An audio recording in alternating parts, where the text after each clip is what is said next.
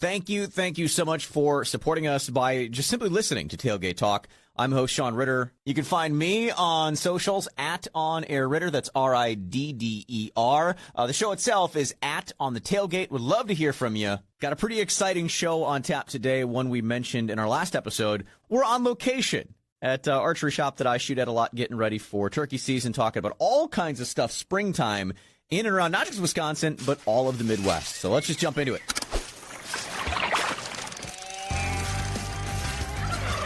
Hey, got to get this podcast going. It is Tailgate Talk. I am host Sean Ritter, going to be joined by Wags, a.k.a. Paul Wagner, the former major leaguer, coming up here in just a bit. We're actually live on location today, Buck Rub Archery, slinging some arrows, getting ready for turkey season. I know both Paul and myself plan to hunt turkeys with a bow this spring, so we're out here getting tuned up. We're going to talk about fishing because, well, fishing season, or the game fish season anyway, opened all across our area. And maybe a little bit about foraging and some things you can find in the forest while you're out turkey hunting or hiking this spring. All right, so the boys finally over here. Well, what were you doing with your phone forever there, Wags? I thought that you were talking to Ananasio, some sort of deal, with you, since, you played for the Brewers, and you're this big baseball guy, that you might, be involved there. We're working on a multi-year deal. We can't decide on 20 or 25 million yet, so we're still working on that. Wait, that's what you're going to pay them, right? I better run quick and get the hell out of here. So this is awesome. Finally get the show out. We've kind of hinted at doing some live show stuff to be here at Buck Rub, a place that I know myself and Tasker shoot it all the time. I've got my bow here and all that stuff. And slinging some arrows as we get ready for spring. I know you and I plan to shoot turkeys with a bow this year. Yep. I did learn one very valuable lesson as we were just shooting. And I was sitting down, I've been doing, kind of training myself to the sitting down. You got to realize that where you turn your bow, if you turn to shoot a different target, say maybe it's a turkey that's moving across the field, be careful where your knees are. Remember the shot that sailed and bounced and ended up in the back wall? Shot the raccoon. Yep. It went over a raccoon. No, but the limb, when I released, the limb came down and actually hit me in the knee. So that's the lesson I'm going to take going into the field, is make sure I know exactly where my bow is oriented, when making that shot. And that's why, practicing ahead of time at a place like Buck Rub, but at an indoor place you can do that, I think is so important in not only staying sharp, but to give yourself the opportunity to learn things like that. So it's not out in the field and a gobbler walking across that I've been working all morning long and it's last day and that's my only opportunity and I blow it because my knee got in the way and I basically shot my knee. Could have been a lot worse, though. You saved the arrow. Right.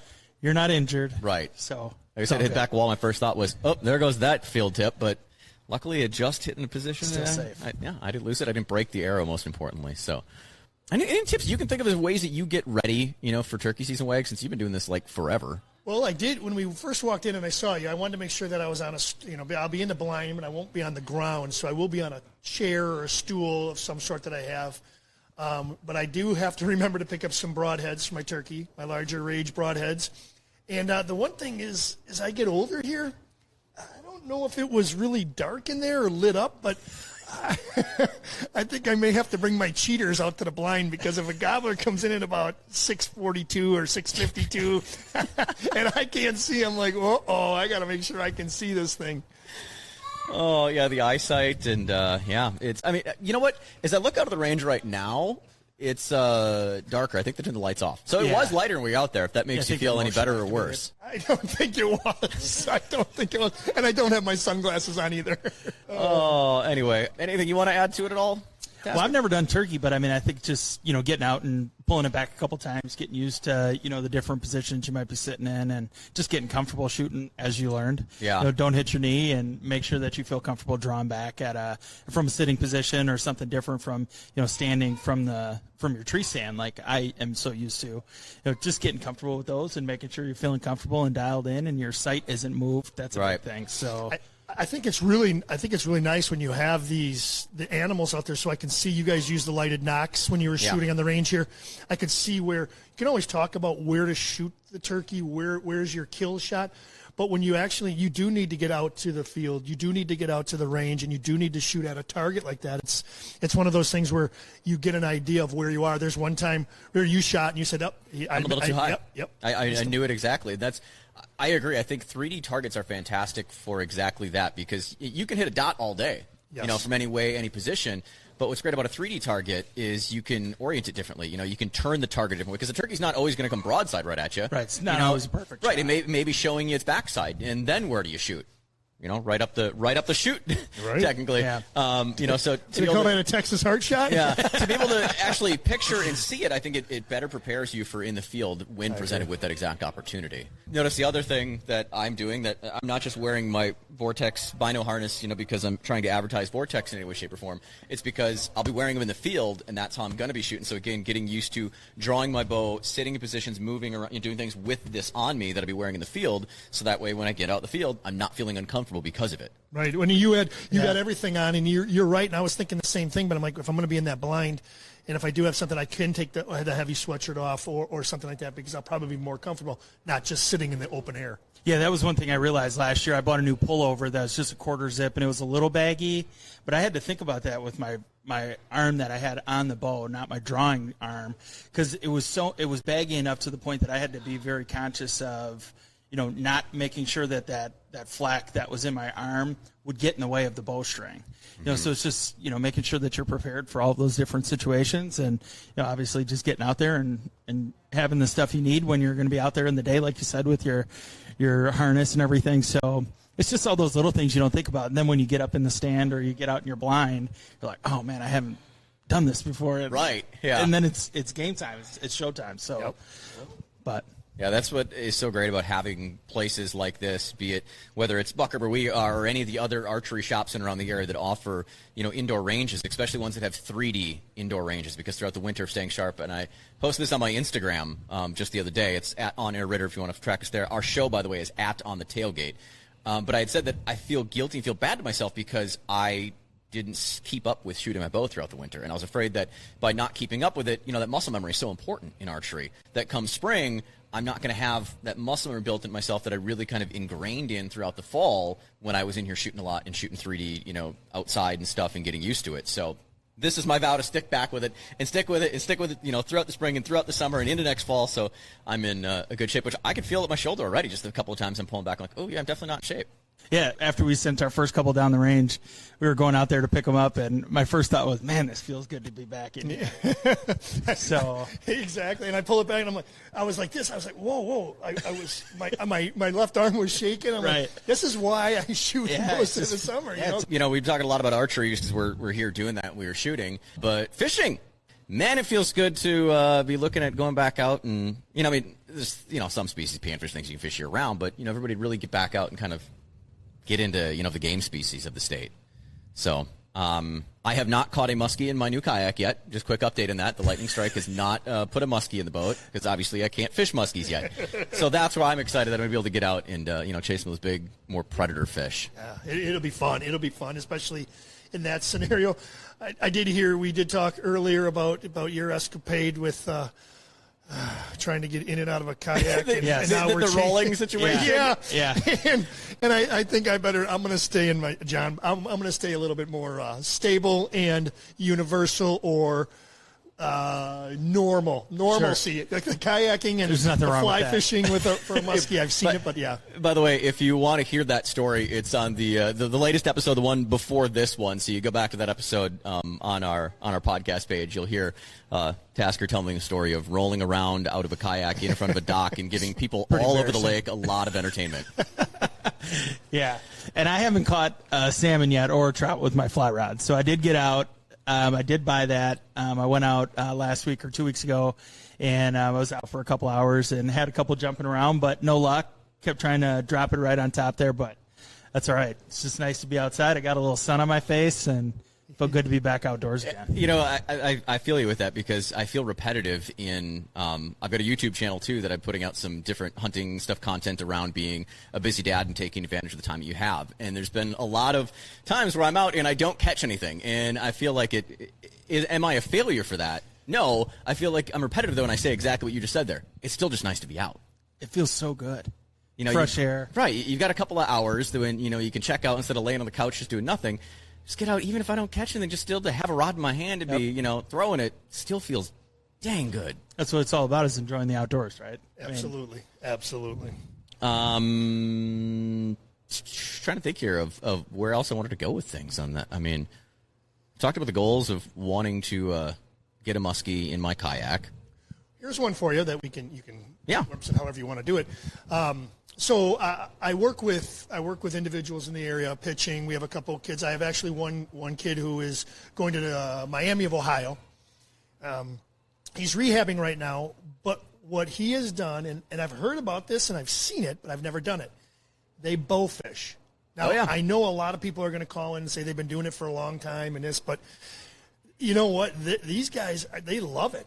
They actually love it. And then I see what they have put together with the LED lights, it goes nuts. It's crazy. It is absolutely crazy. And so bow fishing, we're here.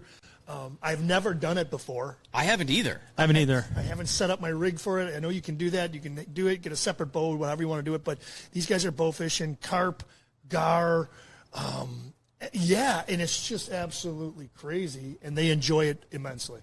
Yeah. My father-in-law they live on a lake up near the Watoma area, and he's always out there with his bow. And they have so many carp. They have a big carp problem in their little lake that they live on. And he's out there, and I remember, I don't know if it was 2 years ago or 3 years ago now, but he had like a 32-pound carp that he sent an arrow through. And I just kept thinking, man, that's just so crazy. But when they're that big, they should be easier to hit. But there's a lot of factors involved with that. You know, the water reflection, you got to take into consideration the angle, and just feeling comfortable doing that too. That's exactly where I know that I will struggle, and that's what people have said, is the reflection and the angle changes. So it's not like, here where we are shooting at 3D targets that you're looking, you just shoot the spot. You almost have to, shoot over? Is it shoot right, over? You shoot over? almost have to shoot over. Yeah. It's crazy. I don't know. As all three of us are looking at each other, thinking, is that the way to do it? Yeah. Speaking of that, I did stumble upon somewhere along the YouTube black hole at one point. There were some guys in our area, I believe, that they were out in like a pop-up ice shack and drilled a bunch of holes. So you can't have a hole bigger than, I think, 12 inches is the biggest hole that you can have open. So they would drill like a grid of like 8 holes, right, 4 across, and then fill it in. So they're individual holes, but it fills up this large area. And they'd stand over this with their bows through the ice, and as fish came through, they were slinging arrows like down through the ice. And I'm like, I guess there's nothing that says you can't do that. Right. Well, at least that we know of. Right, yeah. Who knows, maybe I blew up their spot. And I blew up their DNR's going to be finding them now. Call up our warden. He's going to be searching YouTube for that. Okay, we find those guys. We talked about shed hunting earlier in the spring, winter, whenever that was. Do you guys look for morels at all? I haven't. I have not, no, but That's I'd a be Mother's curious. Day thing, right? That's my Mother's Day target. Usually, somewhere around there. Unless people have been telling me that's my target date and they go out before me. Yeah, and that's usually. Yeah. They're out the first weekend and you're out the Pounds second. and pounds. Yeah. They'll take them up to the tavern. They'll take them up to the bar. I've also heard that it's a lot of times when the temperature, the temperature starts hitting around like 50 degrees. It's kind of hanging around 50 degrees, and especially throughout the night. That's when morels really. So again, Mother's Day usually kind of fits the bill around that. Dead elms. All around Mother's dead Day, elms. right around that thing. Yep. Dead elms, backsides of hills, my front yard. Not kidding. My backyard. I legitimately, I live in the city. I'm like house to house packed in. So when we had bought the house back 5 years ago, I got talking to my next door neighbor, and he's like, "Oh yeah, well, this and that," and he said, "I got to tell you, man, before you guys got here, I was loving it because your entire yard of this place was just covered in morels." And I'm like, What? That's really weird. It's strange. Go back. Well, I had one giant elm tree in the front. Okay. Now let's play it backward. There used to be, if you go on Google Earth and look at my place, you can't see any of the backyard or the garage that was there or anything because there was 3 giant elms in the backyard too. So they had cut those elms down. There was dead elm stuff there, so that's what kind of helped where the morels were growing. And it was a very moist area, given that there was a garage there. So there was last spring. I'm out in my front yard, and we've got this little kind of like garden things, around kind of like a front patio thing. And I look, I'm like, oh, sure as crap. Yep, definitely a morel. I look, there's another morel. Oh, there's another morel. I was plucking morels out of my front yard in the city. I'm like, this is awesome. Good size, or one of them was size? a good decent size. It was kind of like a small, medium, and large. Like I had a perfect, the 3 of them that were there. And I'm like, well, maybe this continues because he told me about it the first year, and I've not seen any since. So that's what's kind of crazy. It's like 4 years went by, and I'm like, yeah, Brian's full of crap, And what I just say, well, I don't know what he's talking about. Those are morels, but yeah, legitimately, there's morels in my yard, and that's something I've always wanted to go out and search for. I know a lot of guys when they're turkey hunting, they say, Yeah, that's the other thing. While you're turkey hunting, you just search for morels while you're out there. So, and then you pick the ticks off you when you're done. Right. So maybe I'll find some morels when I'm out turkey hunting here in a couple of weeks. So I think a lot of people started to do that last year because if you think back a year ago, we were however many weeks into lockdowns and some of that stuff, and they were just looking for ways to get out. More than normal, I saw a lot of people that were posting about that. So it was a way for them to get outside and get some exercise, and it was something for them to do. And it did upset a bunch of Germantown people. It did, because those guys normally go, and nobody else does it. And with the lockdown, with COVID, you're right, they were looking for things to do outside, and people were jumping tree lines. They were looking here and there, and he was like, whoa, what are all these people doing? Because then all of a sudden, the wild asparagus starts popping up, and then all of a sudden, people were pulling over on the side of ditches and just pulling it, and you're like, they never did that before. But you know what? Just to get outside again. It's like wild leeks, another one, as far as foraging. I just feel like foraging in itself, that trend has become such a big thing. And I don't know if it was, like you said, last year with, the pandemic and people looking for things to do, or if that's just kind of like a trend in eating. I mean, think about field-to-table restaurants, farm-to-table, I should say, being kind of a trendy thing. True. Is foraging becoming kind of the next thing? And is that the next sort of outdoor activity? We say outdoors. It doesn't always have to be hunting and fishing. To me, outdoors is anything outside. Right. Another thing, oyster mushrooms. Yes. Oysters? Yes. Oyster mushrooms? Yes, those are the ones. Let's see. Yeah, oyster mushrooms is another one we can eat that grow. What is it? Hen's crown. What is that one? It's kind of yellow and a lot of time grows on the south side of trees as well. It looks like big paddles sticking off. Chickens? So I'm totally butchering the name of it. And those are edible too? Yeah, that's another one that's supposedly edible in our area. I've seen them in some of the state parks. I'm not grabbing them because I'm not going to take the risk necessarily. I'm not a mushroom expert, so not going to do it. Like a morel, you know what a morel is, so that's a different story. I think I'd be so nervous to do that because I'd be the guy that would go out and I'd eat some poisonous mushroom. Right? I love mushrooms, like sauteed mushrooms with onions or whatever, but I would be so nervous. I'd have to check and double check. You can go one of two ways. Really confirm. Either you have some sort of weird reaction where it poisons and you get sick and you're throwing up, or you see weird things. I mean, it could be a real good trip too. You never know. Yeah. Yes. Just avoid those ones that are around cow manure. Avoid the ones around cow manure. Okay. But I mentioned wild leeks. And that was another one. I swear, there's an apartment that I lived in, not too far from our station where we typically record in Greenfield, that I swear those woods behind had a ton of wild leeks. Or wild ramps, specifically. So looking like, man, those look like ramps coming up. I never went back and I started pulling them up. So the wife's like, no, you're full of crap. That's just weeds. I'm like, no, I'm pretty sure those are ramps. Yeah. And that's another thing that people look for. It's wild leeks, or, well, kind of the same thing, leeks, ramps, and then the mushrooms. So that big buck that's walking around is probably eating on those. I mean, the foraging I used to do as a kid was picking blueberries. Blackberries, raspberries, and blueberries. We would go up to, my uncle's had a place just off of Crooked Lake in the Nicolay National Forest there up in, is that Oconto County technically? I believe it's Oconto County, Crooked Lake there. And we'd hit some of the logging trails and go off of those and stuff into the Nicolay National and find the wild blueberries. Oh, man, there's nothing better than wild blueberries. Wild blueberry pancakes. That's like, I'm having flashbacks. I've not had this in years, and I'm like, oh, I can just taste them. Yeah. I can send my daughters in the back. I always relate. I always put it with dates. So usually around 4th of July. That's when the berries start popping. I can send them with small little Tupperware or small little those lock things you can buy, and you put a cover on them. You throw them out. You get Chinese food in them usually. Yep. They're stained. And I take them, and I remember when my girls were growing up, they would go out there and I go, okay, fill this thing up. They'd come back and their face was all blue, and they have this whole big container. There's like 4 or 5 in there. Oh yeah, but yes, they loved it too. Exactly. You're eating more than you're picking. We used to do the cherry picking too up in Door County. It's always end of August end of August, early September. Or middle somewhere there. I don't know. End of July, early August. There we go. Eventually I'm going to get it. We got the same thing. 2 for the bucket, 1 for me. Right. 2 for the bucket, 1 for me. And you're like, oh, I don't feel so good. Well, it's because you ate half a cherry tree worth of cherries, y'all. Is there anything else that you guys ever remember going back and foraging, now that we're kind of on that foraging topic? Not me, no. There's a leaf, like a lettuce, a leaf. I want to say verduga, but it's not. It's a aruga, or rhubarb? No, it literally looks like a dandelion. Arugula. Yeah.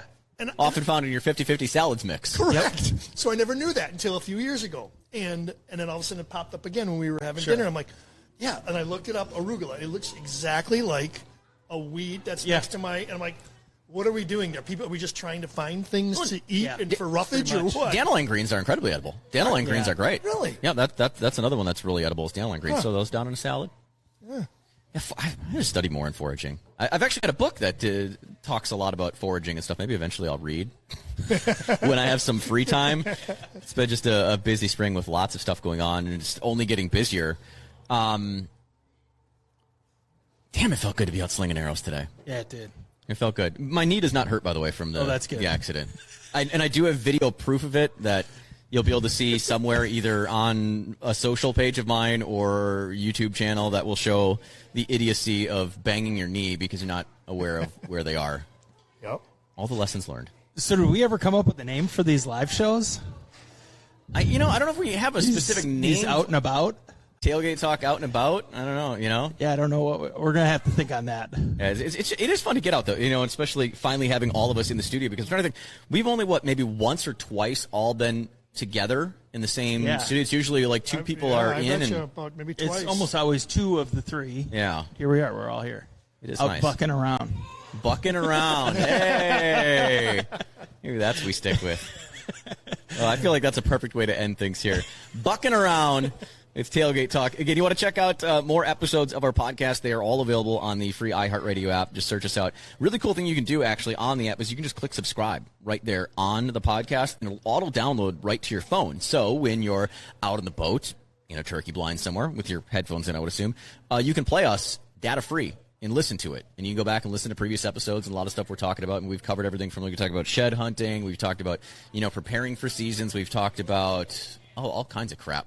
Really just a lot of BSing, which is exactly what you do around a tailgate with your buddies post-hunt or shooting a bow like we've done today. So go check it out. Also, the show on 97.3 The Game, Saturdays in Milwaukee. You can stream it there on the iHeartRadio app as well. Thanks again. Tailgate Talk, Wags and Tasker. I'm Sean Ritter.